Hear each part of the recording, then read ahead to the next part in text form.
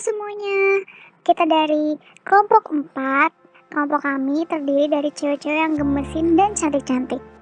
Di antaranya itu ada, yang pertama ada saya sendiri, Putri Riani Priscilia, lalu ada Amalia Kivansa, dan yang terakhir ada Cahya Dewi Ayu. Nah, tema yang akan kita bahas di sini adalah tentang penyalahgunaan data pribadi. Bagaimana sih bahayanya jika data pribadi seseorang disalahgunakan oleh oknum-oknum tertentu? Sebelumnya, kita bahas dulu apa itu data pribadi. Data pribadi adalah setiap data tentang kehidupan seseorang, baik yang teridentifikasi maupun yang tidak. Data pribadi merupakan jenis data yang meliputi antara lain identitas kependudukan seperti nama lengkap, NIK, tanggal lahir, hingga tempat tinggal. Dalam era digital seperti sekarang, data adalah segalanya. Saat seseorang menikmati suatu layanan digital secara gratis, disadari atau tidak, dapat dipastikan bahwa mereka membayarnya dengan data. Penyalahgunaan data pribadi dapat diartikan sebagai aktivitas dari seorang yang sengaja memperoleh atau mengumpulkan data pribadi yang bukan miliknya dengan maksud untuk menguntungkan diri sendiri atau orang lain. Kasus penyalahgunaan data pribadi mulai meningkat sejak tahun 2013. Sampai 9 miliar akun seseorang disalahgunakan oleh pihak tertentu. Awal mula isu penyalahgunaan data dimulai dari pencurian data. Biasanya pencurian data ini dilakukan oleh seorang hacker. Kemudian, data yang dicuri digunakan untuk kepentingan lainnya. Kasus ini telah merambah pada tingkat pemerintah, sektor bisnis, dan personal. Menteri Komunikasi dan Informatika Menkominfo mengatakan dalam beberapa tahun terakhir, baik di dalam maupun di luar negeri, telah banyak terjadi kasus kebocoran data pribadi yang memberikan dampak kerugian yang signifikan bagi masyarakat, secara khusus pemilik data. Di Indonesia sendiri, banyak kasus pelanggaran data pribadi yang tidak terdeteksi. Hal ini terjadi karena minimnya kesadaran pemilik data pribadi yang dieksploitasi oleh pihak yang tidak bertanggung jawab. Berikut merupakan contoh kasus penyalahgunaan data. Contoh kasus yang pertama adalah pembobolan data pribadi milik Denny Siregar. Yang kedua, kasus mantan pegawai DBS yang menjual data pribadi milik nasabah. Dan yang terakhir adalah kasus pegawai IT Bank yang membobol rekening milik wartawan senior Ilham Bintang. Yuk kita bahas secara detail mengenai kasus Denny Siregar. Denny Siregar itu siapa ya? Denny Siregar sendiri merupakan seorang pegiat sosial media dan juga seorang penulis yang sangat aktif dalam mendukung politikus Joko Widodo. Kasus Denny Siregar sendiri bermula pada tanggal 5 Juli 2020 sore. Akun Twitter @opposite6891 dengan sengaja membocorkan data pribadi milik Denny Siregar. Dari capture gambar data pribadi yang tersebar di Twitter tersebut, kemungkinan besar berasal dari sistem provider yang dalam hal ini terlihat dari nomornya adalah Telkomsel. Atas kasus tersebut, Denny Siregar mengatakan jika tidak ada penjelasan dari pihak Telkomsel dalam 3x24 jam mengenai data pribadinya yang tersebar, beliau akan menggugat ke pengadilan. Kemudian, pada Rabu 8 Juli 2020, pihak Telkomsel terlebih dahulu melakukan investigasi internal sebelum melapor ke pihak kepolisian atas kasus yang menimpa Denny Siregar. 2 hari kemudian, pada 10 Juli 2020, pelaku yang membocorkan data pribadi milik Denny Siregar berhasil ditangkap. Pelaku tersebut diketahui merupakan seorang outsourcing database operator Telkomsel di Surabaya. Dari tersangka, polisi menyita barang bukti berupa handphone dan sebuah perangkat komputer. Kira-kira, mengapa ya pelaku membocorkan data pribadi milik Denny Siregar? Motif pelaku sendiri diketahui karena dendam. Lantaran pernah dibully oleh akun pendukung Denny Siregar.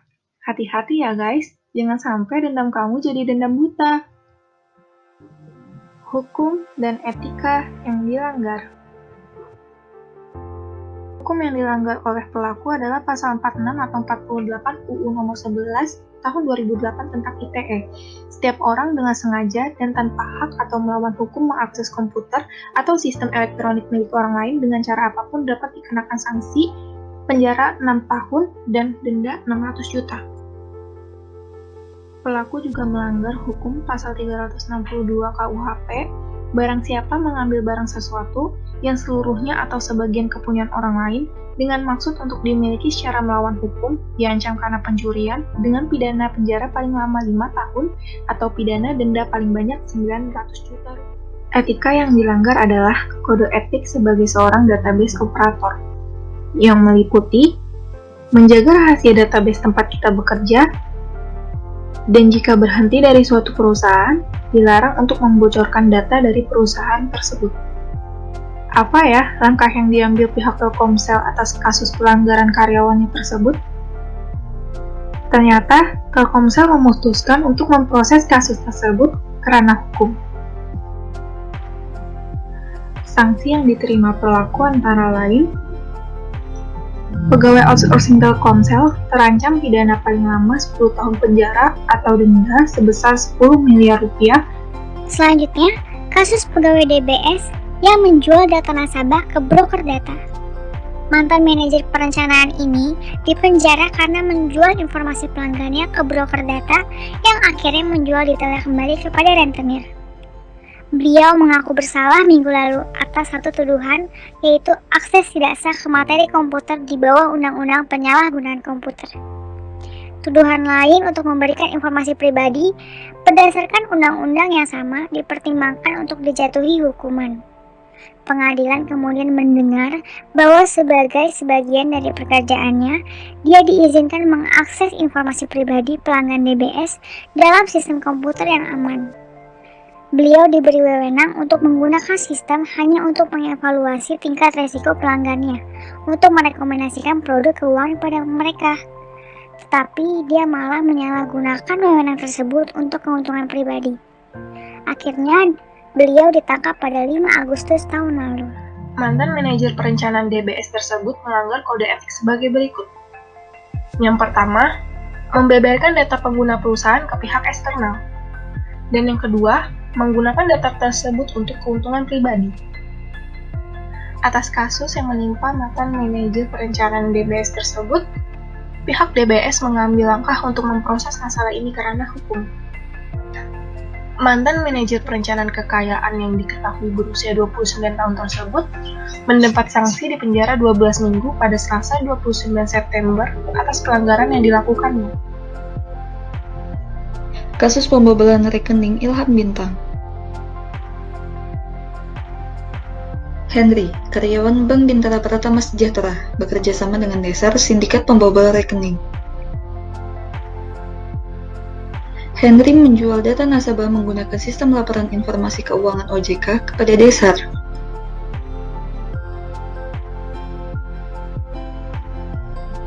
Slik OJK memuat data pribadi nasabah di antaranya NIK, limit penarikan uang dalam rekening, dan data kartu kredit.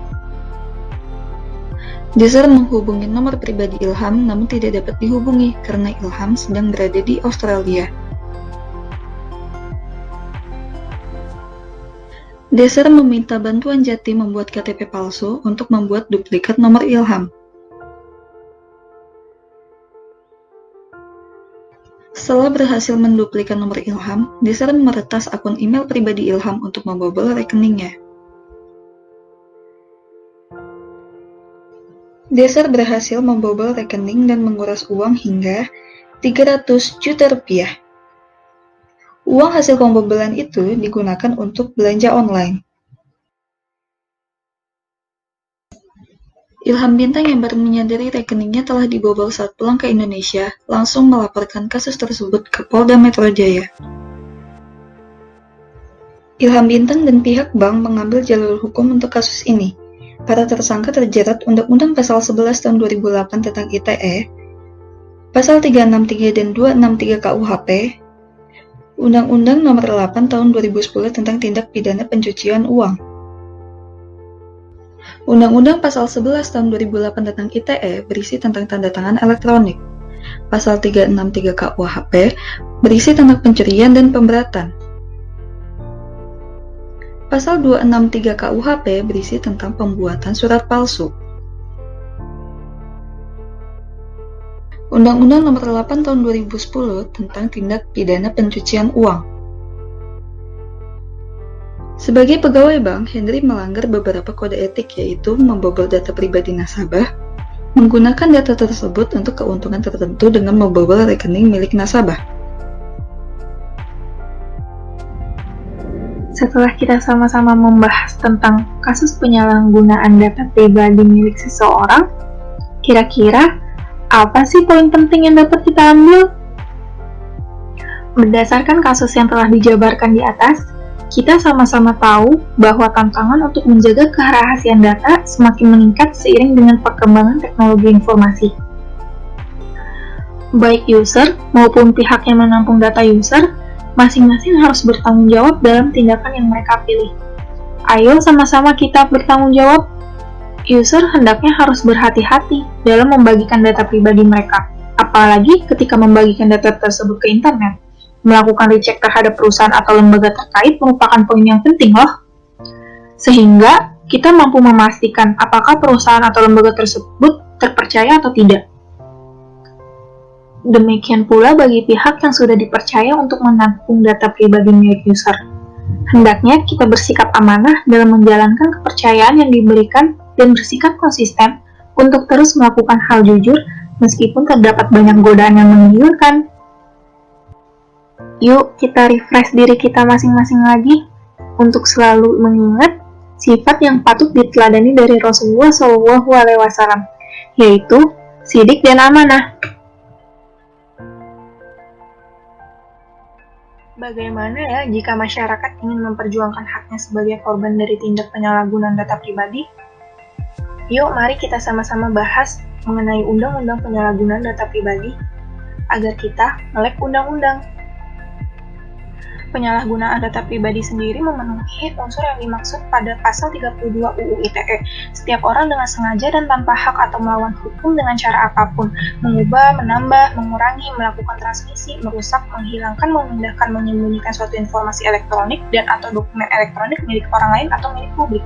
Masyarakat yang menjadi korban penyalahgunaan data pribadi dapat mengajukan gugatan perdata melalui pengadilan negeri sesuai ketentuan pasal 26 ayat 1 dan 2 UU Nomor 19 Tahun 2016 yang menegaskan bahwa penggunaan setiap informasi melalui media elektronik yang menyangkut data pribadi seseorang harus dilakukan atas persetujuan orang yang bersangkutan.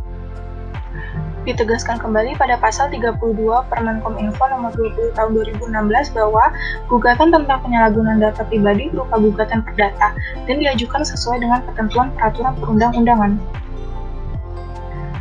Pemerintah sendiri juga ikut turut membantu dalam melindungi dan menjaga gangguan akibat penyalahgunaan teknologi informasi sesuai pasal 40 ayat 1, 2, 2A dan 2B UU ITE.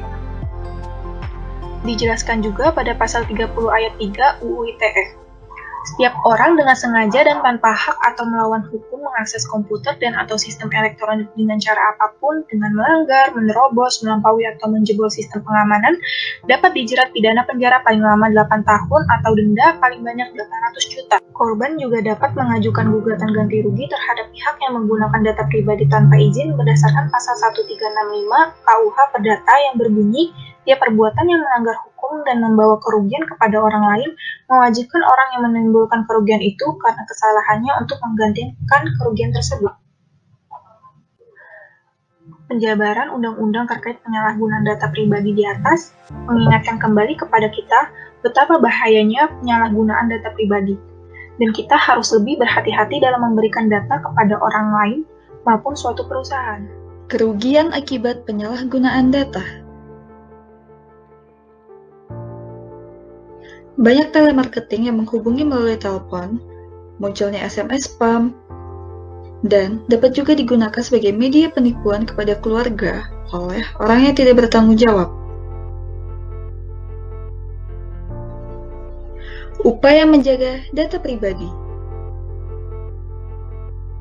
Bijak menggunakan sosial media, hindari membagikan tanggal lahir, hindari membagikan lokasi, atur personalisasi keamanan akun jejaring sosial. Jangan gunakan kartu kredit untuk semua transaksi online. Pastikan situs aman dan sudah dipercaya. Batasi nominal untuk berbelanja online. Pasang sandi pengaman. Gunakan perpaduan antara huruf dan angka. Hindari penggunaan sandi yang sama pada semua akun penting. Hindari menggunakan tanggal lahir, nama anggota keluarga, atau identitas lainnya. Penyalahgunaan data adalah hal yang tercela karena dapat merugikan diri sendiri maupun orang lain. Kita harus memanfaatkan teknologi informasi untuk hal positif dan sesuai kebutuhan. Sebagai pegawai, kita harus bersifat jujur dan amanah, karena itu merupakan sikap dasar sampai kapanpun.